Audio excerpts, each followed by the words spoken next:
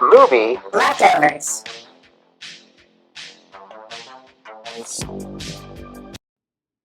Hey, we're back. What's up? We're back. What's going on, man? You know, it's getting chilly down here. Yeah. It's getting really chilly. I woke up this morning and it was like 49 degrees or something, so it wasn't like freezing, but I stuck an arm out of the covers and I was like, nope. Pulled it right back in. I'm like, I'm not ready for this. But the day got better. Got so much better. We had our first frost. There was did snow you? on my Yeah. car this morning. Yeah. Just a dusting, but That's kind of horrible. winter is coming. Yeah. Winter's coming. Yeah. Mhm. So we're back, everyone. It's movie leftovers time, and we delicately said we were going to be doing Fast and Furious 1, and here it is. This is what we're doing. Yeah. Yeah. I'm excited. It was a blast from the past from 2001. Yeah. Which is wild to think how old that franchise is. 21 years old. Mm-hmm. So we were talking off script a little bit before we kicked off the show. They're working on their 10th film in the franchise. Like the scripts are floating around for Fast and Furious 10. Like that's pretty incredible that this thing could keep on with the legs that it's kept on with, you know? Does that include Hobbs and Shaw? Mm-hmm. Well, I think those are like kind of those expanded universe sub stories, but yeah, they're part of the Universal franchise. Right. Yep. So because there was a YouTube short that somebody did that I think they're saying is canonical now. It's like a 6-minute movie about what happens with Brian O'Connor between 1 and 2. If you were to cut Tokyo Drift out and make that like an ancillary film where it's like also part of the universe. And I watched that today too, and it's actually kind of interesting. It's more or less like him just fleeing Los Angeles, street racing his way through getting better cars and more money, and then he hits this freeway like split, and it's like New York that way, Miami that way, and he's driving in the middle, and he's just kind of hits the fucking button and goes to Miami kind of thing.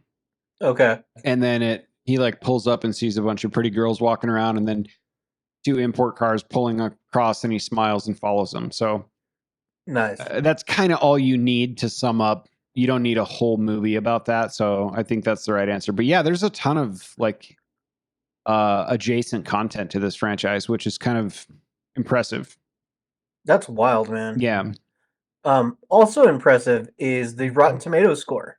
Oh, really? So, yes. So let's get to that. Here we go. That's way higher than I thought. Yeah. The critics didn't love it so much. Only 53% of critics liked it. Yeah. Whereas the audience score really did enjoy it. So that's cool. As you can see, it outscored 74%. Charlie's Angels, so that's something. And Tomb Raider. Right? Yeah. So the critic consensus is a slick and shiny on the surface. Yeah. The Fast and the Furious recalls those cheesy teenage exploit films of the 1950s. Which, yeah, I can see that. I think so 100%. Too. Yeah. But yeah, I'd be willing to bet if you were to interview the actors, like where they weren't promoting a film, with just like, you know, on an actor or something, and you ask them point blank, did you think this movie was going to become this massive franchise with all these devout followers? Or did you think this was just something to get some screen time in the early 2000s as you were building your career? I don't think any of them would have expected it to become the franchise that it became, you know? Like, I don't think any of them would have. Yeah. No, not at all. But, you know, there are some people who very much enjoy this film. So what did you think of it? So we recently rewatched it, so. Yeah. You know, when we do rewatches, nostalgia is like a common theme in almost every episode we do. But for this one, I think it's a little bit different. It hit me at the right time of life that it solved a lot of puzzle pieces that I didn't know how to describe. I've always been into cars and automobiles and bikes and all kinds of stuff. And it's funny, years ago, my mom called me and she said, "Hey, I got a letter from you and she read it to me. And the interesting part was there was an English assignment in my 3rd or 4th grade class where the English teacher said, you got to write to yourself in the future, and you have to explain all the stuff that you're into now. And at the end of every school year, I look at the graduating class and I mail them their letters that if they had come through my class before. So when you get out of high school, I'm going to mail you yours. And she did. And she does this every year. And so mine finally came through. And what was stark about it as my mom read it to me was I was into the same shit when I was a kid. Like I described, I liked, the Honda Civic Del Sol because I thought it had a lot of cool potential and it was neat looking. And I was really into fast cars at the time. Not that the Honda was. But like years later, this movie solved a lot of those things. And so rewatching it, it's like, yeah, this is kind of cornball. Like there's a lot of cheesy moments in this movie, especially with the dialogue, and the over exaggeration. But it really did describe my lifestyle and friends in that moment when it came out. And of course, it started the revolution of like everybody taking their mom's Honda Civic and putting an exhaust on it. And then, you know what I'm saying? Like that was the scene. Sure. But, what followed was like car clubs and parts and tuning houses and all the stuff that I'd been looking for to like find a creative way to express the shit that I was into. And it hasn't changed. Like even now, I can't not fucking touch a car that I buy and put something on it or change it or, evaluate its performance. So looking back, it was it was almost like a prophetic in a way, not that it had any deep meaning, but it was really cool. It was very eye-opening that it was like, oh, this lifestyle and what they're exploring while it's very Hollywooded out is very real to me and had a very big part of my development early on in my life for sure. Yeah. That's cool, man. Well, I'm glad you liked it. For me, I remember watching this film and not being that into it. Like I thought it was okay, but I also remember thinking parts of it was boring. Going back and rewatching it now, it's more interesting than I thought.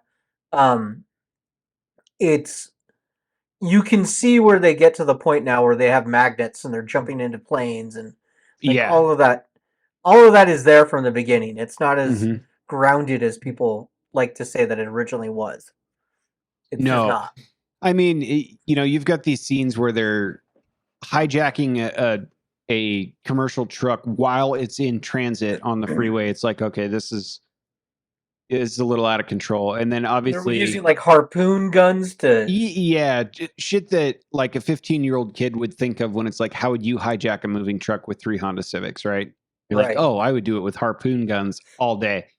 And a tranq dart. Somehow you just have these things where you can just shoot a tranquilizer dart and the guy that's got the baton in his truck that's trying to hit you just, like these things are magic. But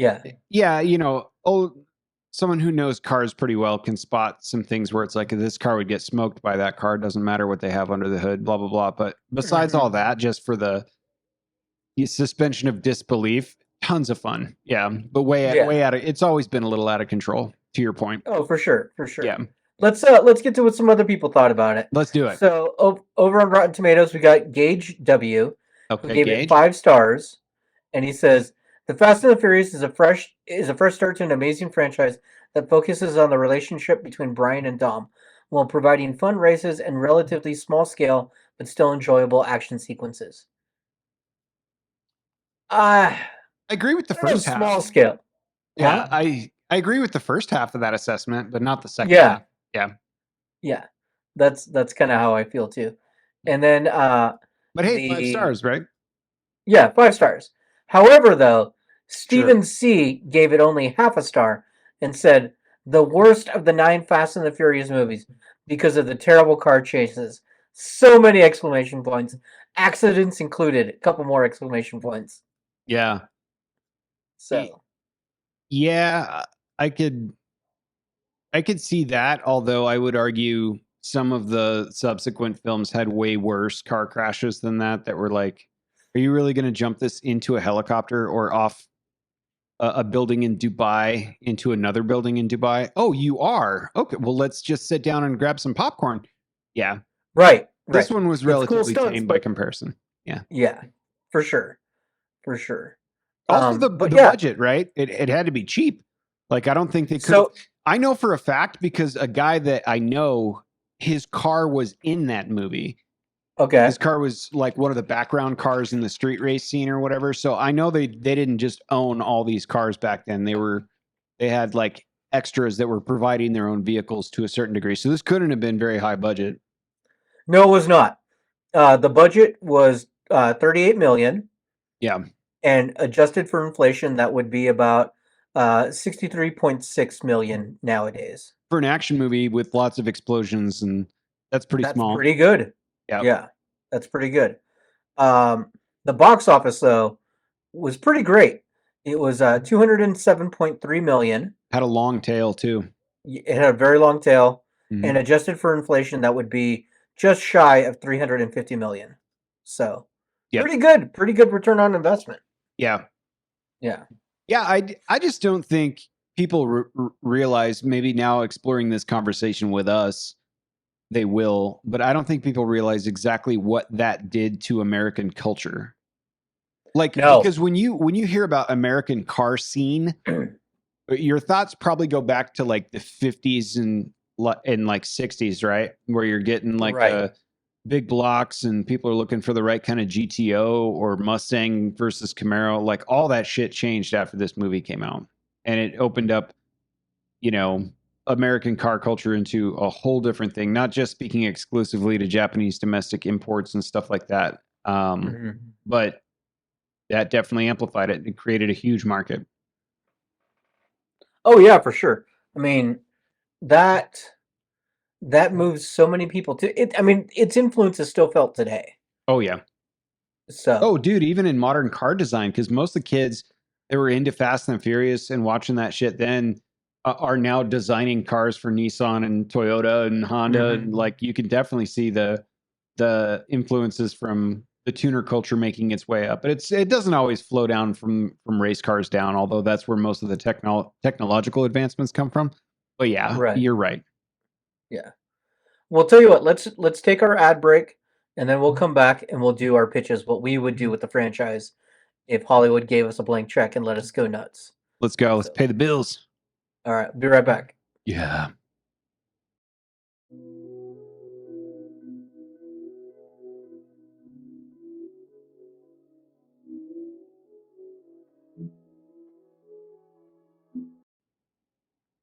And we are back. Yay! So, yes. So, for those who have never listened before, what we like to do is we review the movie first, and then in the second half of the show, we give our pitch as to what we would do with the film franchise. Either a remake, a sequel, reboot, reimagine, whatever it is we're going to do. Do you want to go first, or do you want me to go first? How do you want to do that? Go first. Okay. So I thought about this quite a bit, and I wanted to fix some of the problems I had with the original film. One of my big issues is the fact that he's a cop and going undercover. That's not typical for local police. That's more of an FBI kind of thing. Local police might do like a quick, like undercover as a drug bust, like a buy, something quick. Not well. Even if the cops do, and LAPD probably has a large enough department to perform these kinds of tasks, is it really going to be chasing down TVs with built-in DVD players? Like, or is it going to be like hundreds of tons of heroin? Right. Yeah, exactly. Anyway, well, they did say that it was over 6 million in stolen merchandise. Yeah, combined over how many years? I mean, you look at that stuff now, and you're like, you can't even buy that on Amazon discount now. Yeah. Anyway, exactly. I digress. Yeah. So I started it as so here's my take. I'm gonna completely reimagine this thing. Okay. And I'm gonna do it as the FBI is trying to track down a high performance car ring that has been same thing. They're snatching product and they're stealing things. The ring has struck in several major cities and rural areas. That's why it's an FBI case and not just local PD. The FBI then brings in former race car driver Brian O'Connor. Brian O'Connor is currently in prison because he had some tax issues. So nothing that, violent, just that he's in jail right now or prison. He's told that if he can help them bring down the ring, he will get his sentence reduced. You know, they basically Suicide Squad him. Some gray man vibes a little bit. A little bit for us. Yeah, I got you. So Brian suggests that the group doing the stealing must be recruiting from the street racing scene, and it just so happens the biggest event, Race Wars, will be taking place in the desert soon, and he can go over there and figure out more and see what he can find out for the FBI.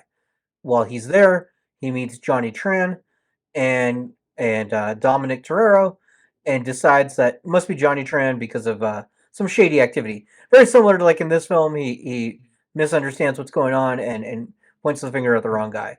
Yeah. The botched arrest leads to Brian O'Connor learning that Dominic is the true criminal behind it. But however, Brian really likes Dom, and they bond over racing, right? And through that, Brian finds out, and then Brian also starts dating Mia, and he figures out that Dom's next target is going to be a giant diamond that is being transported to a museum. So in order to stop the crime, Brian then has to go after Dom. He does. They chase each other. It becomes a big thing. Eventually, Brian catches him. The police are about to close in. Dom knows he's going to jail, just like at the end. But that's when Brian realizes, you know, Brian himself has been in prison. He knows how bad that is.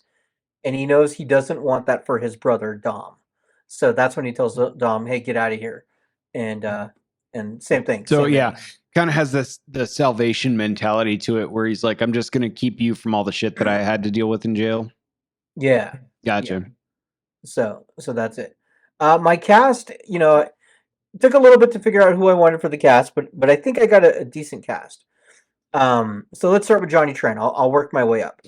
Johnny Tran, I got Ryan Potter, who currently plays Beast Boy on Titans, if you're familiar with that. Mm-hmm. Mm-hmm. Yeah. For Mia Toretto, I decided to go with Millie Bobby Brown from Stranger Things 11. Okay. Yeah. For Letty, I went with Carmen Byakadova. She played Catwoman in the Gotham series. Yep. She was my hardest cast fill choice as well. Yeah. Well, I went with her because she's now like in her early 20s, so she's a good fit for this. So, for Dominic Toretto, that was my hardest one because I like the idea of Dom being a big dude, but you know, Vin is one of a kind. There are many like him, change but it up a little bit. Just joking. Yeah. So there are many like him, but this one is mine. Just joking. That's right. That's right. So I went with Alan Rickson. He's currently playing Jack Reacher on that show Reacher on Amazon. He's a big dude. He's a big dude. He also played Raphael in the Ninja Turtle movies, the Michael Bay ones. So yeah, so that's my Dominic Toretto. I think he's a good fit for that. And then to have that counterbalance, especially physically counterbalanced, to, you know, and how they look and everything. Jesse Eisenberg. No, close though. Close. I went with Grant Gustin from The Flash. Oh, nice. I actually dig this. Yeah. I think he's got a good look for Brian. He's got that meekness about him, you know, that softness. Is he gonna like harden and then soften starting out in jail and working his way into a friendship? Yeah. Kind of. Okay, I got you. Yeah, I like that a lot, actually. Yeah. Yeah. And then of course, you know, being the Flash, he knows how to go fast. So this is a standalone movie, or you think this is the start of a franchise? I mean, this is probably the start of a franchise. Yeah, but, I think so too. Yeah. I like that, dude. I actually like the casting choice going with the girl from Gotham too. Yeah. Yeah, it's really good. It's a good idea. Awesome. Yeah, I don't have any complaints. Well, what about yours? Really. I like that. It's kind of a different twist on a story that we're all can relate to one way or the other, you know? Yeah. Okay. So Fast and Furious movie, full reimagine. We're not doing cars. We're doing thoroughbred racehorses. Illegal quarter horse racing. Okay. Okay. No, I'm kidding. None of that's true. I'm gonna make this a series, not a movie. I'm going to update it to present time. So we're going to have kind of younger actors. And I think I want to take these actors to like late teens, early 20s so that I can write a story around them that was relevant to when I experienced this part of, my life and culture and barbecues with friends and what can we do to our cars and all that stuff. Right. Right. So there's going to be 3 major stories that don't intertwine until the end of the first season. And those stories are going to be centered around the Toretto O'Brien piece, the Johnny Chan piece, and the Hector piece. And all 3 of these consistent storylines are going to have one major player in it. And that's going to be sort of like the ultimate bad guy at the end of the scene. And I picture profiteering off of all these different family units, the Toretto piece, the Chan piece, the Hector piece, by kind of allowing them to race in the city. So I'm picturing like a mayor type of character. Allowing race wars to go on, but they have to run nefarious activities for him or cover up nefarious activities for him. And the mayor of LA is going to be played by James Marsden. Right? So kind of a slick dude, nice smile. He's from most recently Westworld. He plays like the all-American boy type of cowboy guy that keeps dying over and over again in the first series of Westworld. So James Marsden's our guy for that. What we're going to do is have how these kids kind of relate. Probably like on the Toretto side, it's going to be just out of high school, getting into street racing, driving pizzas, all that stuff. Brian meets Dom through Mia, but at a chance encounter at a house party while he's out wrenching on cars. And then that's how he gets involved with the Toretto clan. We're still going to have Dominic Toretto as sort of like the figurehead of the family, but he's the one that has, this James Marsden character has something over his head. And that's why he keeps sneaking off to do all these things with his buddies. The Hector piece is going to be kind of similar, but he's struggling between basically joining a, street culture, gang culture, or race culture, or whatever. Like he's involved in all kinds of shit. He wants to go straight. He wants to be on that Nyrus circuit, like he talked about. He wants to go legit, but his community and his friend group are kind of pulling him away from that. So he has some hard choices to make, and he gets put in some interesting situations.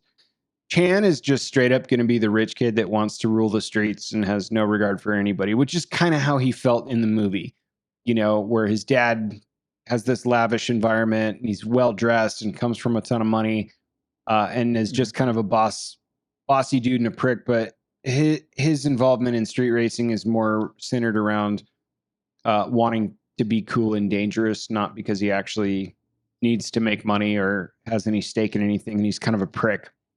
So I want this series to go on, like full Netflix style series. We're going to have a couple of episodes that dance between all 3 of these consistent storylines in Los Angeles in the same time. And the only feature we're going to have for all 3 as they unfold is the James Marsden character and what he has over these kids or what he has them doing to keep his nefarious activities in line. It'll all culminate at Race Wars. And it will go on from there. We'll leave a couple of twists for what a season 2 might look like going forward. But, each faction as we go through the stories are going to have their own favorite cars, their own way of tuning them. It's going to kind of go deep into a lot more of that culture, like what you do in the garage, more so than just the over Hollywoodized movie representation. So here is the cast. Hector is going to be played by Diego Tinoco, who's kind of a younger actor. Johnny Tran's dad, I want Chow Yun Fat. Oh, I like that. That's going to be his dad, who's kind of the matriarch of their family and then disagrees with his son's rebellion and shit. Johnny Tran, I'm really, really toss up because if I go with Andrew Koji, it amplifies the age a little bit. If I go with Steven Yeun, who I originally wrote down, I think that would be more aligned to the rest of the cast's age in the age group. And I think I like Steven Yeun a little bit more. He's the dude from The Walking Dead. From Walking Dead, yeah. Yep. So on to the Toretto clan. We'll start with Jesse. I want Jesse Rath to play Jesse. He's from Supergirl. He'll be a little more brooding and a lot less ADD. So like really smart, but can't quite focus. But they don't really make that the centerpiece of the Neurosis character. Didn't really like that. Leon, I want Bill Skarsgård. I think he'd be a great Leon. Just a couple of one-liners, always in the background, always trying to pull Vince out of a fight, that kind of shit. That's going to be great. Vince, I want Daniel Radcliffe. And he's going to be interested in Mia the whole time, and she's going to just think he's kind of one of Dominic's dumb shit friends that doesn't really like, but there to impress. Mia Toretto, Selena Gomez. I think she could do it. I think she could play Mia Toretto. I think she could too. Yep. Letty Ortiz, I cast Jenna Ortega. She plays in Scream 5 and in Tim Burton's Addams Family live action thing. She played Wednesday Addams. Yeah. But she might be younger than Selena Gomez, so I don't know how that would work. Either because Letty's character is a couple years older. You know what I mean? Yeah. Like, so Dominic Toretto, this is where I cheated really hard. I took Vinny Bennett, who plays young Dominic Toretto in Fast 9 when they do the flashbacks or Fast 9. But they cast that so well, and I thought he has a pretty strong role as playing a younger Dominic Toretto when they go through the dad and racetrack and life story. So I'll bring him back. Vinny Bennett can play that. And then Brian O'Connor, I put Ben Hardy in there, and Ben Hardy is from Six Underground. Okay. He plays the dude that runs around and jumps on buildings and does like parkour stuff, but he has like the long blonde hair kind of thing. I think he'd be the perfect. I think he'd be the perfect Brian. And I would do a full series on this, focused on the cars, the culture, the 3 storylines that start to unfold, and then Race Wars would be your culmination, where they kind of have to confront one another, and also James Marsden's evil guy character, and we'll figure it out from there. Okay, that sounds great, man. Yeah, and way less cornball. Like way less cornball. Yeah, you're taking it pretty seriously. Some of that was just way over the top. So that's what I would do. I like it. I like the serious take. Yeah. Yeah, that's very cool. Well, what are we going to do next week? You're up, dude. What are we doing? So I have an idea. Okay. Typically, we've been doing older films. Yep. I want to do something that doesn't even come out until tomorrow. Okay. It is the new Weird Al movie. Oh? It's going to be on Roku. So if you don't have a Roku, you can just download it on the Roku channel. It should be free on there to watch. Okay. And it's the one starring Daniel Radcliffe playing Weird Al. Okay. And it's a parody of biopics. So it's supposed to be really great, is what I've heard. Nice. So. What's the name of the movie? I think it's just called Al or Weird, something like that. Okay. Yeah. We'll take a look. Yeah. I'm excited. I like Weird Al a lot. Me too. I think I thought that about you, so I thought, okay, that might be a fun one. Plus, it's something new. UHF is one of my all-time favorites, believe it or not. Same. So the fact that he's got another movie going sounds like a blast. That's all. Do you know if he like did? Was he like a producer on it or? Oh yeah. Okay, Weird Al is very involved. Nice. He's even one of the characters in it. I think he plays one of the record executives. So. Oh, sick. Oh, that'll be fun. But it's a parody, right? It's a parody of a parody. Okay. This will be interesting. We'll see a little more range from Daniel Radcliffe too. That kid can do anything, man. He's on Broadway. Yeah, he's doing whatever that little wizard's name was. Harry Potter. He's doing that shit. He's doing all kinds of shit. He's doing all sorts of things. He's a phenomenal actor, and I think. And he's Vince in my version of Fast and Furious. So. Yeah, he might be in Fast and Furious. People want him to be Wolverine. It's crazy. Is that true? Yeah, people do want him to be Wolverine. Wow, I never thought of it. He's kind of a little dude, isn't he? Yeah, and Wolverine is a little dude. So, yeah. No, I mean, although I've seen it wise, yeah, but like muscle, he'd have to. That's what I mean. Like, I know he's kind of a shorter guy, but like, I mean, I think he could Wolverine, do it. But like, Wolverine. Yeah. He'll have to hit the gym, but cool. Well, we'll do Weird Al, that movie, and that'll be for next week. Awesome. Well, anything else? I think that's it. Cool. Well, thanks everybody for listening or watching, and we'll be back next week. Sounds good. Bye. Bye.